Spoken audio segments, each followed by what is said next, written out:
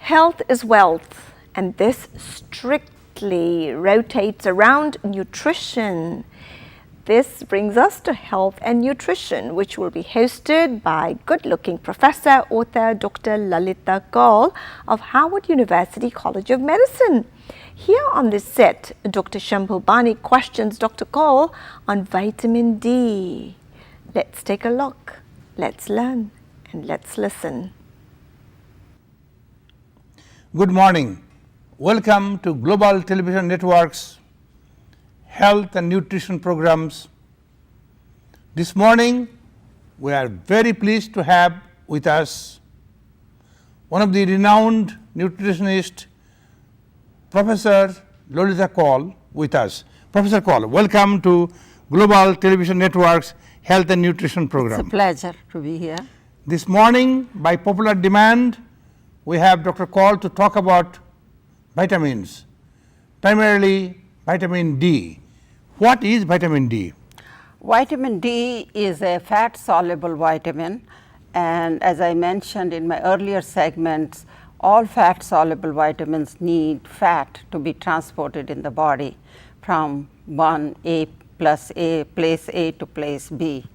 And as such, deficiency can cause a lot of problems in the body, and the toxicity can also cause problems. So one has to strike a balance between the two, but right now we have concern with more issues with the deficiency of vitamin D. And in the earlier or many years ago, people used to give cod liver oil, say you will have strong bones. And since then, we have gotten so much research as to its association in the body. It is involved in the skeleton formation, bones, and many times it can cause osteoporosis. And when you are young, you don't realize when we get old, because the vitamin D is taken from the bones where to maintain the homeostatic level. And over the years, the bones get porous and we have osteoporosis. Of course, there are other factors also besides vitamin D which can cause osteoporosis. Then we have osteomalacia, which means the softening of. This happens with the children. I have seen in my country of birth, India, where in fact, my own brother, nobody knew vitamin D or they didn't pay much attention. He used to walk with the bowed legs. And I'm sure if they knew it, it would have been vitamin D. He's fine now. So osteomalacia, osteoporosis, and as we talk about, I'll also tell you so many other diseases, vitamin D plays an important role. Such as most important, also vitamin D is very important in the transport of calcium in the body. And if you have vitamin D deficiency, calcium will not be transported. We all know that calcium is very important for bones. And so if there is vitamin D deficiency, calcium doesn't go. So a physician, he or she, if he knows there is a problem, they have to earn the calcium. Other thing is it is involved in the teeth. It important role in, I told you the calcium. Now, the deficiency symptoms of vitamin D, one is falls, and especially as you get older, we are more prone to falls. And one of the things you or your physician wants to look if there is vitamin D. We were very surprised in our clinic. So many people, before it was not tested or insurance won't pay it, you have to also justify. But every study, everybody we said 90% had vitamin D deficiency. The other problems, it is so soft bones, problem of falling, osteoporosis, colorectal cancer. They have done studies and shown vitamin D deficiency, those people who had colorectal cancer. Breast cancer, many studies have come out doing breast cancer and vitamin D deficiency. Prostate cancer, cardiovascular disease, hypertension. In my own clinic, I did a study about hypertension, calcium and vitamin D. It was a pilot study, and I was surprised to find out, and these people who had hypertension had low calcium, low vitamin D. Now, we do not know if it was a vitamin D was not enough. Of course, the physician put them on the supplement. Insulin sensitive, these are the studies up to date, up to yesterday when I prepared this, the studies that have come, research of years and years. The other thing is insulin sensitive diabetics. I am not saying everybody, but some is that there is enough insulin in the body, but it is not hooking to the glucose. As you know, insulin is a key which has to adjust to the lock to lower the glucose. Either they don't have, they have enough insulin, but it's not sensitive, or they don't have. So, there have been found studies showing vitamin D deficiency. Immune system, as we get older, immune system gets lower and we get prone to more diseases, more allergies. So, vitamin D is important there, and also against inflammation. And more studies are coming that many diseases are related to internal inflammation. In fact, NIH has formed separate division in Heart Lung and Institute called Division of Inflammation and Heart Disease. They are studying, collecting the data on people who have arthritis or rheumatoid arthritis. Is there a relationship? And you have C-reactive protein, you have homocysteine. So, as we are doing more and more research, we are finding this relationship with. And pregnancy, many studies have shown during pregnancy, if you do the test, there is vitamin D deficiency. Again, I am not saying everybody. So, the physicians and you yourself have to be proactive about it and ask your physician that, I want to know what my serum vitamin D level is. Of course, you do not have to run after this segment, it is not an emergency. If there is deficiency, something will happen. But next time you have doctor's appointment and he is writing which tests you want, and you want to find out vitamin D. If the doctor finds that there is vitamin D deficiency, he will either give you a prescription level for a month so that you can take it for a month or two, or might ask you to go and get the supplement, 1000 or 2000 milligram supplement, depending how deficient you are. But please do not just go and get 5000 vitamin D because extra is good. No, you do not want to have hypervitaminosis like vitamin A, and A and D are very sensitive to hypervitaminosis, and the symptoms of hypervitaminosis are as bad as the vitamin A. And let me stop you here. Sure. You talked about vitamin D deficiencies are related to 3 types of cancer you mentioned: breast cancer, colorectal cancer, and prostate cancer. You know that millions of people are dying all over the world of cancer. Yes. Why we are not emphasizing the importance of vitamin D?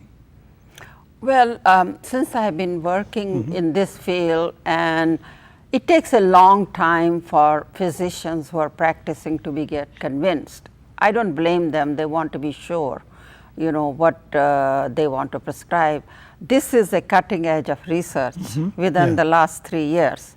And now some physicians are still reluctant.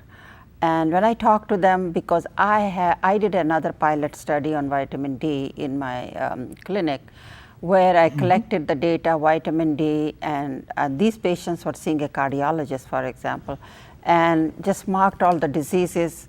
All of them had vitamin D deficiency. Again, everybody may not. I have yet to see a patient who didn't have myself. I thought I took so much cod liver oil when I was a child. I was borderline low, but in my case, I just take the supplement, and now it has come to now whenever you have to have the blood test, you do not have to every time run blood tests, insurance also, and it is not an emergency test.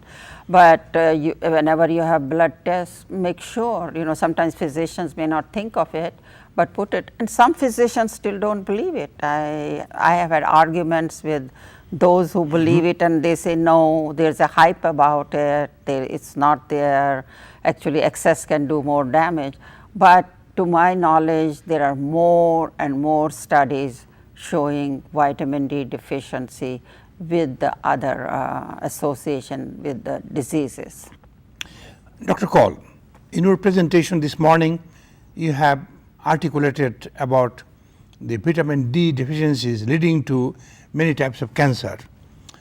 We know that we have got called vitamin D milk available, and could you tell our viewers, especially Indian viewers, because many of them are vegetarian, we use a lot of paneer in our daily preparations of meals, So how they can help themselves from developing cancer from vitamin D deficiencies?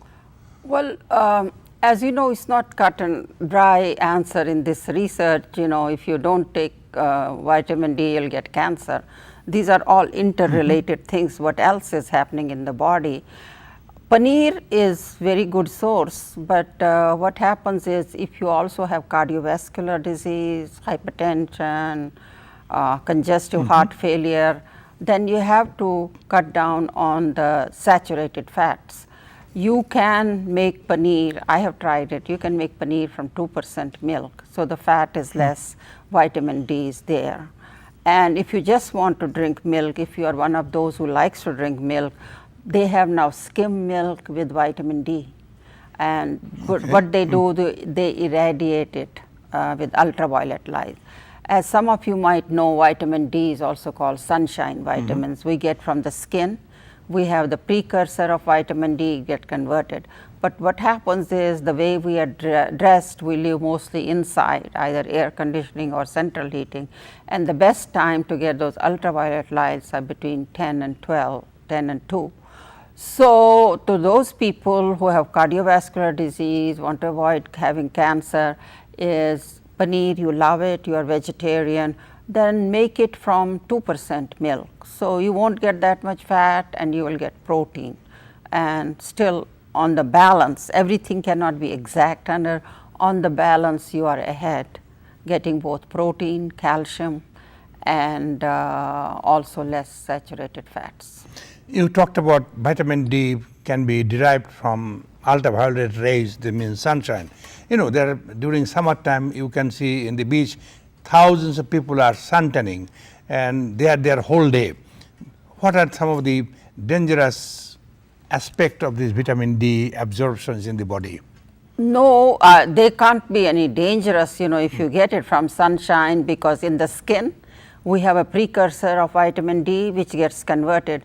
But you have to see the other issues, especially people who are very fair, white people, they get very badly skin burn, and then we worry about melanoma and other cancer.